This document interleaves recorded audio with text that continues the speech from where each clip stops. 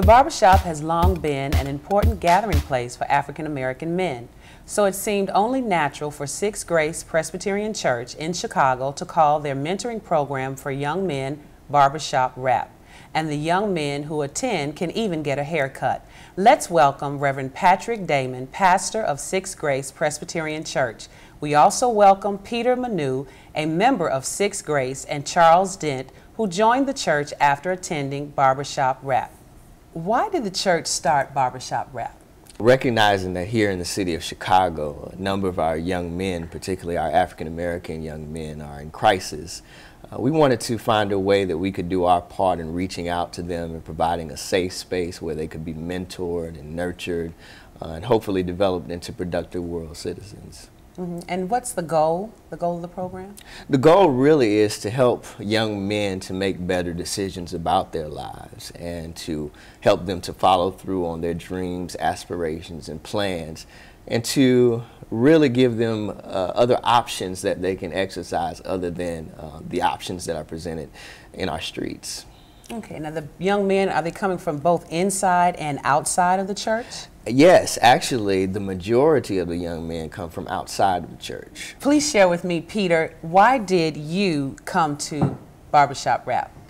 Well, personally, I felt like it was an opportunity for me to learn different things, as in like leadership roles, and how to do teamwork and stuff like that. I figured that this would help me reach my goals much faster and, you know, different experiences and like meeting new people and coming together and expressing how we feel and how we think we can help each other or change the world as it is today. How do you first get the young men into the door of the Barbershop Rap? Well, really the primary incentive is the haircut.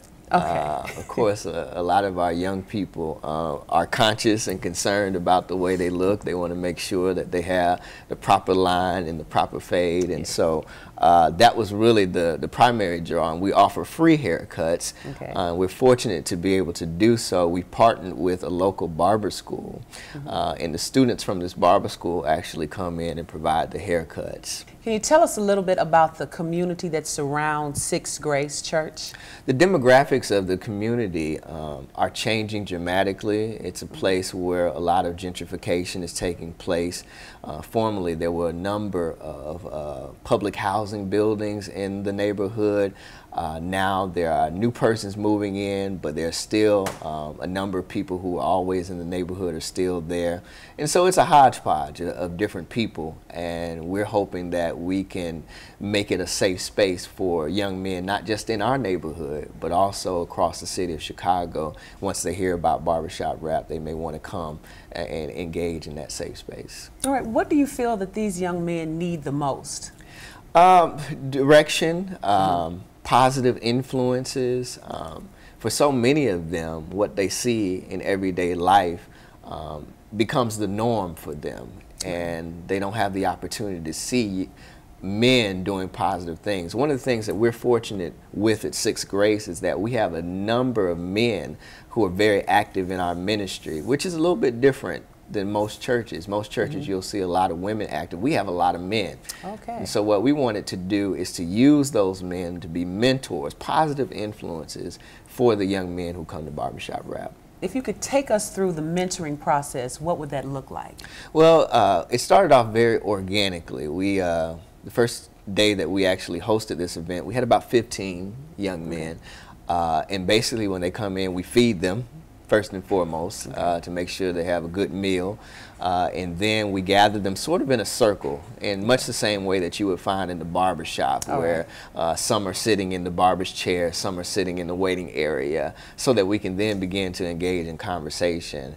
Some of the mentoring takes place individually, some of it is group, and it's mostly group when we gather together. And oftentimes we'll have a speaker, either a local leader in the community or an artist who might come and share with them some of their experiences and provide mentoring in that way. One of the things we also invite is for the barbers to actually provide some mentoring as well and to share their input, because if you've ever been in a barbershop, barbers always have a lot to say. Yes, they do.